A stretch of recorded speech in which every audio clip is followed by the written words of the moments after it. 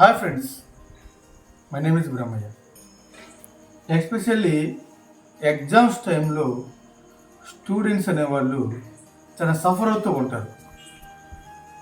ఎందుకంటే వాళ్ళకి ఎగ్జామ్స్ అంటేనే ఒక భయంతో కూడిన ఫీల్ వచ్చి ఎలా ఎగ్జామ్స్ రాయాలి, అయ్యో మనకి ఏదైనా సబ్జెక్ట్లో వీక్గా ఉన్నామేమో, ఈ సబ్జెక్ట్ మనం ఫెయిల్ అవుతామేమో అన్న భయంతో వాళ్ళు చదవటం అనే దాన్ని డీలే చేస్తుంటారు. భయం అనేది గెలుస్తుంటుంది, వీడు ఓడిపోతుంటాడు. ఫస్ట్ ఆఫ్ ఆల్ మీ మైండ్ని ప్రశాంతంగా ఉంచండి. అసలు ఎటువంటి టెన్షన్లు పెట్టుకోవద్దు. పీస్ఫుల్గా ప్రశాంతమైన వాతావరణంలో బుక్స్ ఓపెన్ చేసి చదవటం మొదలు పెట్టాలి. జాగ్రత్తగా ఆచితూచి చదవండి. ఇంకొకటి, అసలు లైఫ్ అనేది ఏంటంటే ప్రతి ఒక్కరు కూడా మనకి జన్మనిచ్చేది తల్లి. మనకి పుట్టడానికి కారణం కానీ మనకి దైవంతో సమానమైన వాళ్ళు మన తల్లి అయితే, మనకి ఏదైనా ఇన్వెస్ట్మెంట్ కావాలన్నా, మనం ఏదైనా సెక్టార్లో డెవలప్ అవ్వాలన్నా, మనకి జ్ఞానం రావాలన్నా, ఫీజులు కట్టచ్చు, ఇంకోటి కావచ్చు, మన తండ్రి కష్టపడి మనకి మంచిగా జీవించాలని ఒక దారిని చూపిస్తారు. కానీ మనమే ఒక మంచి సెక్టార్ని సెలెక్ట్ చేసుకొని అందులో మనం గొప్ప స్థాయికి వచ్చేలాగా కళలు మనం కనాలి. అది ఎలా అంటే, ప్రతి ఒక్కరి జీవితంలో 8th స్టాండర్డ్ నుంచి 12th స్టాండర్డ్ దాకా ఈ మధ్యలో ఉండే ఏజ్ అనేది ఎంత ఇంపార్టెంట్ అంటే, ఈ ఏజ్లో నీకొచ్చే థాట్స్ కావచ్చు, ఏమైనా కావచ్చు, అవి నీ గోల్ని రీచ్ అయ్యేలాగా ఉండాలి. నీ గోల్ ఆర్ ఎయిమ్, నీకు ఏదైనా సరే నేను ఫలాంటిది అవ్వాలి, నీ ఫోకస్ దాని మీదే ఉండాలి. ఎప్పుడైతే నీ ఫోకస్ అనేది ఈ ఏజ్ టైంలో కనుక వీటి మీద కాకుండా బయటికి వెళ్ళిపోతుందో, గుర్తుపెట్టుకో, అడవిలో నుంచి తప్పిపోయి వచ్చిన చిరుతపులి ఏ విధంగా అయితే జనాల మధ్యలోకి వస్తే దాన్ని ఎట్టయితే కొట్టో లేకపోతే ఇంకోటి చేసో, దాన్ని చూసి భయపడి ఇంకోటి చేసో, దాన్ని మనం ఇక్కడి నుంచి పంపించేయాలి అనే ఉద్దేశం మనమైతే ఎలా ప్రవర్తిస్తామో, అలాగే ఈ ఏజ్లో కనుక వీటిలో ఉండాల్సిన ఆలోచన కాకుండా బయట ఆలోచన కనుక నీ మైండ్ వెళ్ళిపోయిందంటే గుర్తుపెట్టుకో, నిన్ను కూడా నీ బ్రెయిన్ అడవిలో నుంచి బయటికి తీసుకొచ్చిన చిరుతుపుల్లాగా పడేస్తుంది. ఇక బ్రతకడం అనవసరం అని అడిగితే అలాంటి స్థాయికి వెళ్ళిపోతారు మీరు రాబోయే రోజుల్లో. ఎందుకంటే ఇప్పుడు మనకున్న ఈ సమాజంలో ఒక స్థాయి, ఒక క్యారెక్టరు అనేది గొప్పగా ఉన్నప్పుడే నీ దగ్గరికి నలుగురు వస్తారు. లేదు కాదండి, నేను నా ఫ్రెండ్స్ని బాగా నమ్ముతున్నాను, నా ఫ్రెండ్ ఎల్లప్పుడూ నాకు తోడుగా ఉంటాడు, నా ఫ్రెండ్ నన్ను విడిచెప్పుడు వెళ్ళడు అని నువ్వు అనుకుంటున్నావా? అయితే చిన్న ఎగ్జాంపుల్ చూడు. నీ ఫ్రెండు వాళ్ళ నాన్నకి బాగలేదు, ఎట్ ద సేమ్ టైం మీ నాన్నకి బాగలేదు. నీ ఫ్రెండ్ నీ కాడకి, నువ్వు వాళ్ళ నాన్న కాడకి పరిగెత్తగలవా? నీ స్ట్రైట్ కోసం అడుగుతున్నా. నీ తండ్రిని కాదని నీ ఫ్రెండ్ వాళ్ళ తండ్రి కోసం నువ్వు పరిగెత్తలేవు, వాడి తండ్రిని కాదని నీ తండ్రి కోసం వాడు పరిగెత్తలేడు. ఎవడి ఫ్యామిలీని వాడు చూసుకోవాలా, తప్పదు. ఎందుకంటే నీ కన్న నేరానికి వాళ్ళ కనీస బాధ్యత మనం చేయాలి వాళ్ళకి. ఆ టైంలో వాడికి నువ్వు సహాయం చేయవు, వాడు నీకు సహాయం చేయవు. కాబట్టి ఫస్ట్ ప్రియారిటీ అనేది ఎల్లవేళలా నీ కుటుంబానికి మాత్రమే నువ్వు ఇవ్వు. తర్వాత సెకండరీ తీసిపడేసే. అబ్బా ఇవన్నీ అనేది ఏంటంటే, మనకు అప్పుడప్పుడు మనకి వెళ్ళే దారిలో ప్రాసెసింగ్ కోర్స్ ఎక్కుతుంటారు, దిగుతుంటారు, వాళ్ళందరినీ పక్కన పెట్టేసి. బట్ నీ ఫ్యామిలీ అనేది మాత్రం నీ జీవితంలో మర్చిపోవద్దు.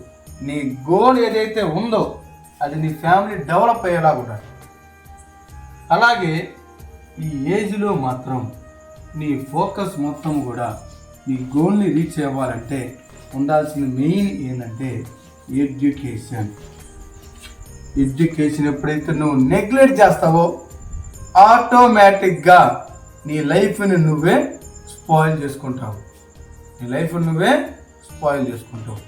ఒక్కసారి జాగ్రత్తగా ఈ బోర్డు మీద కనపడుతున్న లైఫ్ సైకిల్ని చూడు. సో ప్రతి 100 మందిలో కూడా ఒక్కరు మాత్రమే ఈ దారిని సెలెక్ట్ చేసుకుంటారు. ప్రతి 100 మందిలో కూడా 99 మంది 99% ఎక్కువ మంది మెజారిటీ ఆఫ్ పీపుల్స్ 99 మెంబర్స్ ఈ దారినే చూజ్ చేసుకుంటారు. ఎందుకో చూడండి. ఈ దారి ఏంటంటే నువ్వు పుట్టినప్పటి నుంచి నీ 25 ఏళ్ళ టైం పీరియడ్లో కొంచెం కష్టంగా ఉండేది దారి. ఎందుకంటే ఎక్కడం కష్టమైపోతుంది ఇక్కడ. అది ఇది చూడు, నువ్వు పుట్టినప్పటి నుంచి 20 సంవత్సరాల దాకా కష్టమే లేదు. నువ్వు జారిపోతూ వచ్చేస్తావు, ఈజీగా వెళ్ళిపోతున్నావు 7 దాకా, 25 ఏళ్ళ వయసు దాకా. ఇక్కడ కష్టపడుతూ 25 ఏళ్ళ వయసుకు వచ్చావు, ఇక్కడ సుఖపడుతూ 25 ఏళ్ళ వయసుకు వచ్చావు. ఇక్కడ హార్డ్ వర్క్ చేస్తే 25 ఏళ్ళ వయసుకు వచ్చావు. ఎవడైతే కష్టపడతావో వాడు ఆటోమేటిక్గా నుంచి ఇంకా కష్టపడక్కర్లే, ఆటోమేటిక్గా వాడు అక్కడ ఉంటే చాలు లైఫ్ ఈజీగా సాగిపోద్ది. ఆఫ్టర్ 25 ఇయర్స్ నీ జీవితం అసలు ఎంత అద్భుతంగా ఉండిద్దంటే ఈ ఏజ్లో కష్టపడితే అంత సింపుల్గా నువ్వు నీ జీవితాన్ని గెట్టన్ అయిపోవచ్చు.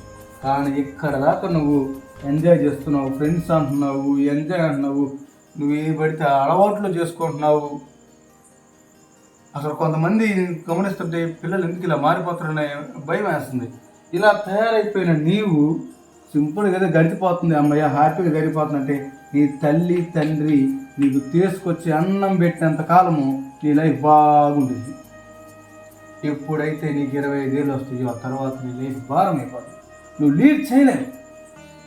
గుర్తుపెట్టుకో, ఒక చీకటి గదిలో నువ్వు కూర్చొని ఏంది నా పరిస్థితి అయిపోయింది, నేను అప్పుడే మారుంటే బాగుండేదని నువ్వే బయటికి వెళ్ళి 10 మందికి ఇలా ఉండండి అయ్యా, ఇలా ఉండకపోతే నాలాగా అయిపోతారా చదువుకోండి నువ్వు చదువుతావు. అలా స్థాయికి నువ్వు రాకూడదంటే ఈ టైంను నువ్వు వినియోగించుకోవాలి. ఎలా యూటిలైజ్ చేసుకోవటం, ఎలా టైం మేనేజ్మెంట్. గుర్తుపెట్టుకోండమ్మా, నీకు ఆకలి అయితే నువ్వు అన్నం తింటున్నావు, నువ్వు ఎంత అన్నం తినాలో నువ్వు ఎక్కడికైనా భోజనాలకు వెళ్ళు, ఏదైనా హోటల్కి వెళ్ళి ఎక్కడికైనా వెళ్ళు, నువ్వు ఏం అడుగుతావు, నీకు కావాల్సింది అడుగుతావు. అంతేగాని నాకు ఇదిగో అమ్మ మీరు ఇదిగో ఈ 1 కేజీ అన్నం తినండి అమ్మ, మీరమ్మ ఇది 1 కేజీ తినమ్మా, ఇదిగో పప్పు ఒక 10 గ్రాములు వేయండి, వంకాయ 100 గ్రాములు వేయండి. ఇలా భోజనాల్లో వాళ్ళు నీకు వెయిట్ చేస్తున్నారా? దేనికని? నువ్వు తినే అన్నం ఏందో నీకు తెలుసు, నీ కెపాసిటీ నీకు తెలుసు, ఎంత తినాలో నీ స్టమక్ నీ బ్రెయిన్కి మొత్తం బాగా తెలుసు, అవునా? అలాగే నీ జీవితం ఎలా బాగుపడాలో నువ్వు ఎలా ఉండాలో నీ బ్రెయిన్కి తెలుసు. నీ బ్రెయిన్కి సమయం ఉంది, నీ బ్రెయిన్ నీ కంట్రోల్లో ఉంచు. ఎలా అయితే అన్నం తినేటప్పుడు నాకు నచ్చిన కోరేది అది నేర్చుకొని తిన్నావు, అలా నువ్వు అన్నీ అనుకొని ఆ పదార్థాలన్నింటినీ నువ్వు తీసుకొని ఎలా అయితే నువ్వు నీ కడుపు నింపుకుంటున్నావో నీ జీవితాన్ని కూడా నింపుకోరా. అది నీ భవిష్యత్తు, నీ బాధ్యత. అది నీ జీవితాన్ని నువ్వు నింపుకోలేనప్పుడు నువ్వు పుట్టు ఉపయోగం ఏముంది? నువ్వు దేవుణ్ణి నమ్ముకున్నావు, అవును నేను దేవుణ్ణి నమ్ముకున్నాను, నేను దేవుని ప్రార్థన చేశావు, నువ్వు దేవుడు ప్రార్థన చేస్తున్నావు, దేవుని వేడుకుంటున్నావు, దేవుడి గుడికి నమస్కారం పెడుతున్నావు, కానీ ఉపయోగం ఏంది? నీలో లేనిది దేవుళ్ళు కానీ ఎవ్వడు ఏం చేయలేరమ్మా. ముందు నీలో మార్పు రావాలి. ఇదిగో ఇలాంటి మార్పు రావాలి. కష్టమైనా సరే నేను కష్టపడతాను, తరువాత నేను సుఖపడాలి అనే మార్గాన్ని పెంచుకో.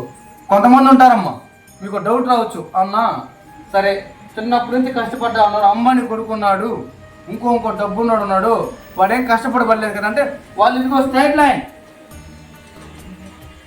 వాడు పుట్టలోనే కష్టపడబడలే, వాళ్ళ నాన్న కష్టపడి ఉంటాడు, వాళ్ళ తాత కష్టపడి ఉంటాడు, లేదా వాళ్ళ ఇంట్లో ఎవరో ఒకరు కష్టపడి ఉంటారు, వాళ్ళ ద్వారా వాడు వచ్చాడు కాబట్టి స్ట్రైట్ లైన్. కష్టపడబడలే, ఎందుకంటే వాడు కొనదంటే చేసుకోవచ్చు. కాబట్టి ఎగ్జామ్స్ అప్పుడు మళ్ళీ చెప్తున్నామమ్మా, ప్రతి పిల్లల వాళ్ళకి ప్రతి ఒక్కరు చెప్తున్నాను, ఎగ్జామ్స్ అప్పుడు టైంని యూటిలైజ్ చేసుకో. సక్సెస్ అనేది ఎవరికి ఈజీగా రాదు. సక్సెస్ అంటే ఏంటి? నువ్వు అనుకుంటే సాధించటమో ఇంకోటి కూడా అంటారు. కాదమ్మా, సక్సెస్ అంటే నీ లైఫ్లో నువ్వు కన్నీరు పెట్టకుండా జీవితాంతం సుఖంగా జీవించటం. అలా నువ్వు సుఖంగా జీవించాలి, అలా నువ్వు కన్నీరు పెట్టకూడదంటే నీ ఫ్యామిలీ బాగుండాలి, నువ్వు బాగుండాలంటే ఖచ్చితంగా గుర్తుపెట్టుకో, ఈ దారి కరెక్టు. 25 ఏళ్ళ దాకా నీకు చెడు ఆలోచనలు రాకూడదు.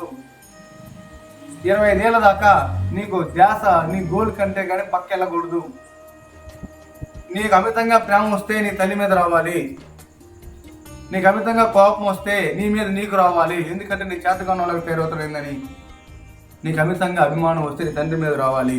అది తప్పితే నీకంటూ నువ్వు కొన్ని ఆబ్లిగేషన్స్ పెట్టుకొని నేను నాకు ఇల్లు కావాలి, నాకు ఇల్లు తోడు కావాలి, నాకు అది తోడు కావాలి, ఇది కావాలి, ఇది కావాలని అనుకుంటా ఉన్నంత కాలం జీవితాంతం నువ్వేం సాధించలేవు, అక్కడ ఆగిపోతాడు అంతే. ఇది గుర్తు పెట్టుకున్నాడు జీవితంలో డెవలప్ అవుతున్నాడు. ఇది గుర్తు పెట్టుకోలేని వాడు నా చుట్టూ ఉండే సమాజం అయిపోయింది, నేను కూడా ఇలా అయిపోతాను అనే ఒక ఆంక్షలు పెట్టుకొని జీవితం నాశనం చేసుకున్నారమ్మ. సో కాబట్టి అందరూ జాగ్రత్తగా చదవండి, నీట్గా టైంని యూటిలైజ్ చేసుకోండి, శ్రమని నమ్మండి. ఒక క్వశ్చన్ నీకు రాకపోతే రెండోసారి చదువు, మూడోసారి చదువు. క్వశ్చన్కి ఇసుకు పట్టాలా నీ కష్టాన్ని చూసి, నువ్వు ఇసుకు పడకూడదు. అప్పుడే ఆ చదువు నీకు వస్తుంది. లేదంటావా నేనేం చేయలేను. జాగ్రత్తగా చదవండి. All the best for your future. Thank you.